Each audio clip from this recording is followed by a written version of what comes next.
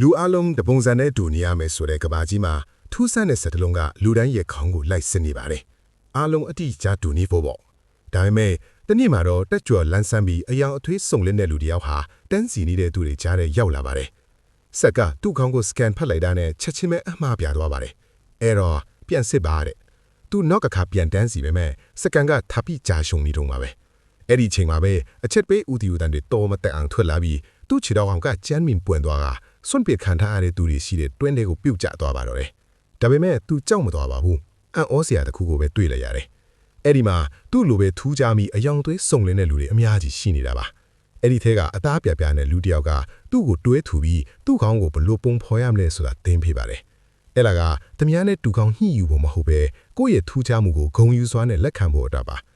ချက်ချင်းဆိုသလိုမဲ့သူ့ခေါင်းကပုံစံပြောင်းသွားပြီးအတောင်ပံတွေထွက်လာပါတယ်။သူတို့အားလုံးကောင်းကင်ဘက်ကိုအတူတူပြန်တက်သွားကြပါတော့တယ်။သူတို့ရဲ့အောက်ဘက်မှာကြံခဲ့တဲ့တပုံစံနဲ့တူတဲ့သူတွေကတော့အတက်မှဲ့ပြီးစိတ်ယုတ်ဒီလိုအကွဲပြက်စီးကပြုတ်လဲကုန်ကြပါပြီ။ဒါပေမဲ့အချိန်မီမှာတင်ဒီအယောင်သွေးစုံလင်တဲ့လူတွေကပြန်တက်လာပြီးကဘာကြီးကိုပြန်အသက်သွင်းဖို့ပြင်ဆင်လိုက်ကြပါတယ်